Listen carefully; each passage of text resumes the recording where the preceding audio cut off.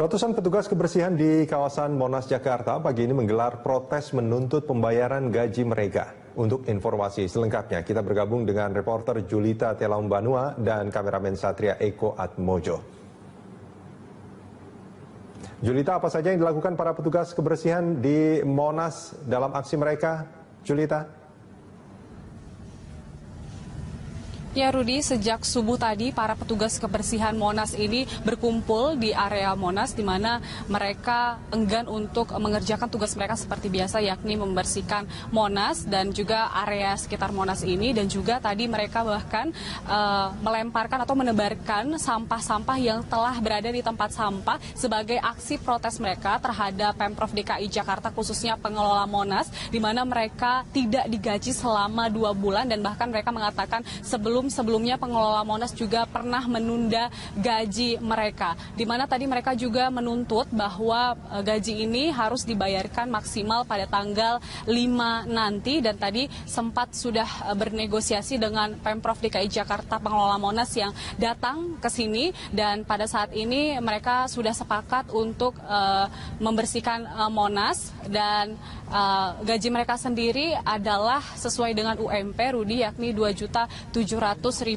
Namun aksi ini sudah berlangsung sejak pagi tadi dan telah melakukan proses negosiasi dan tidak akan mengganggu masyarakat yang akan datang sini, masih terbuka untuk umum, dan bahkan pagi ini masih ada sejumlah masyarakat, sudah ada sejumlah masyarakat yang datang untuk melakukan aktivitas pagi seperti berolahraga. Rudi.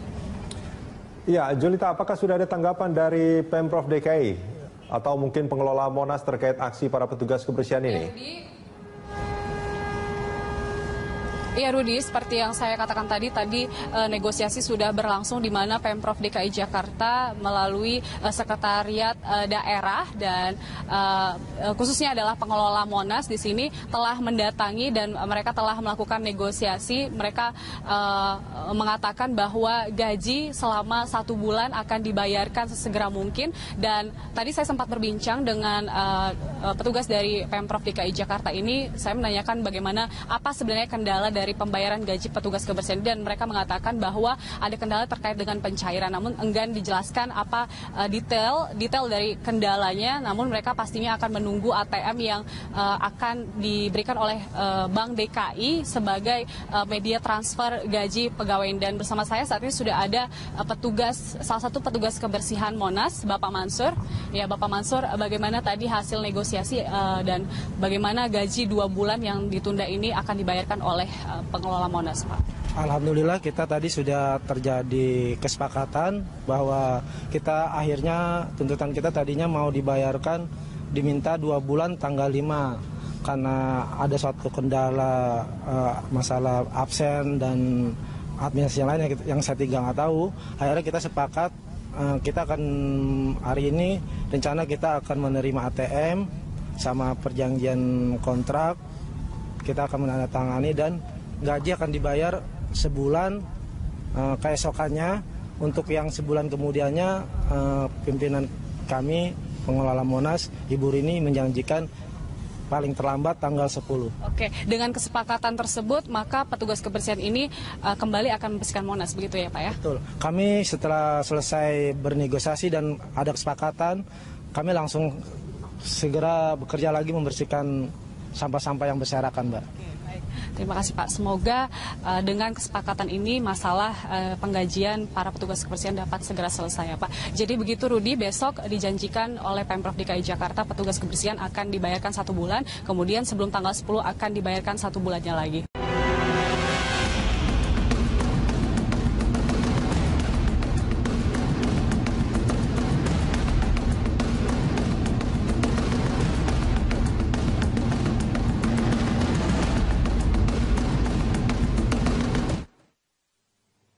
Ya, aksi main hakim sendiri kembali terulang. Baru-baru ini pusat perbelanjaan Mall of Indonesia diserang kelompok yang diduga ormas. Belum diketahui motif penyerangan. Namun satu yang perlu digarisbawahi bahwa kekerasan yang dilakukan ormas masih kerap terjadi. Padahal pemerintah sudah berusaha meminimalisir kekerasan oleh organisasi masyarakat. Nah, jika memang benar demikian, maka langkah apa sebenarnya yang harus ditegakkan agar organisasi masyarakat tertib dan tidak membuat onar? Untuk membahas hal ini lebih lanjut, sudah hadir di studio kami anggota Komisi 2 DPR RI fraksi PAN Yandri Susanto dan kriminolog Erlangga Masdiana. Selamat siang Bapak-bapak. Selamat siang. Ya. Assalamualaikum. Waalaikumsalam. Sebelum kita lanjutkan dialog, kita simak terlebih dahulu liputan yang berikut ini.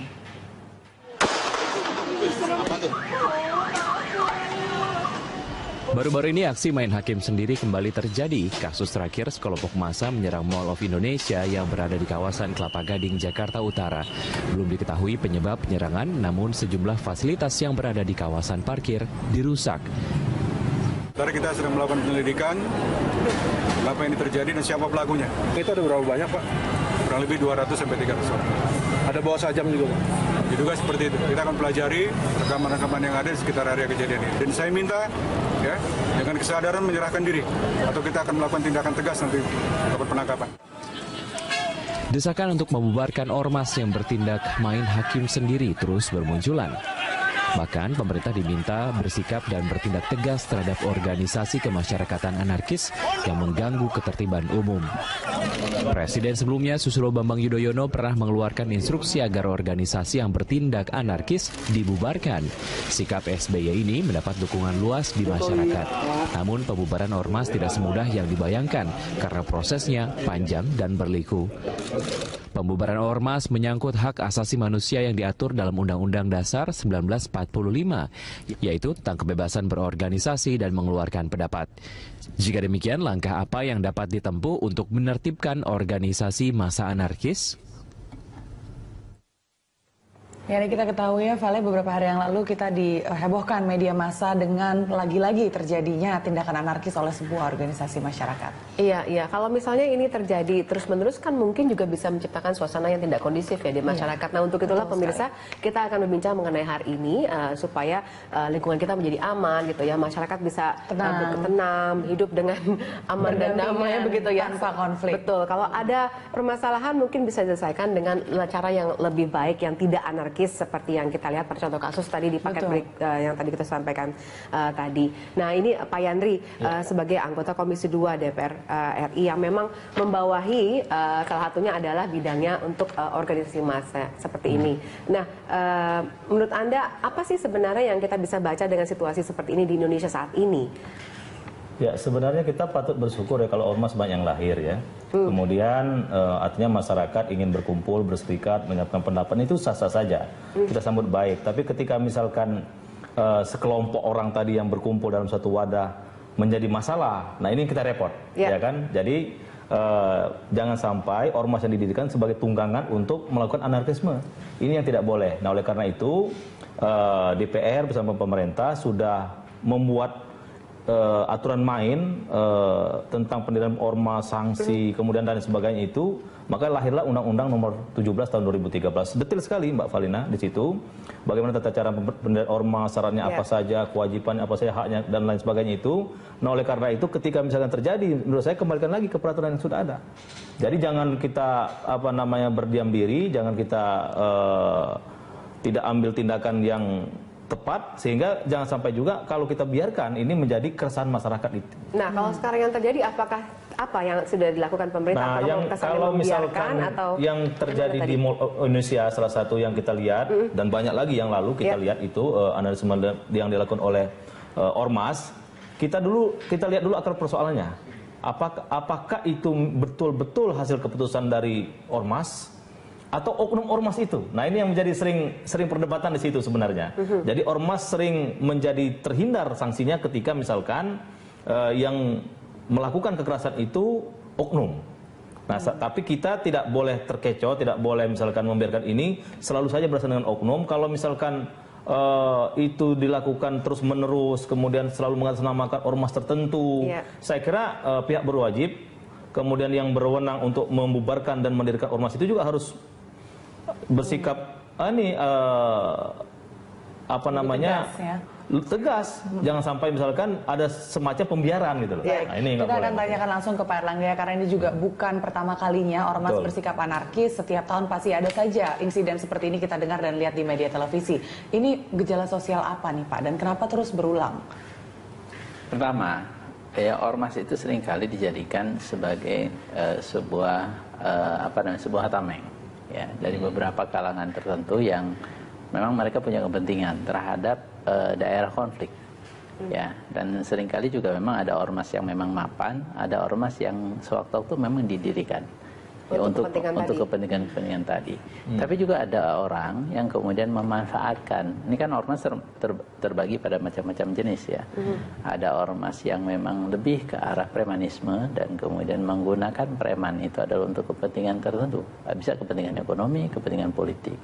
Kalau dulu di masa Orde Baru kan untuk kepentingan politik, sekaligus juga kalau di masa sekarang ada kepentingan ekonomi masuk di situ. Ada kemudian pertentangan atau konflik ya antar kelompok.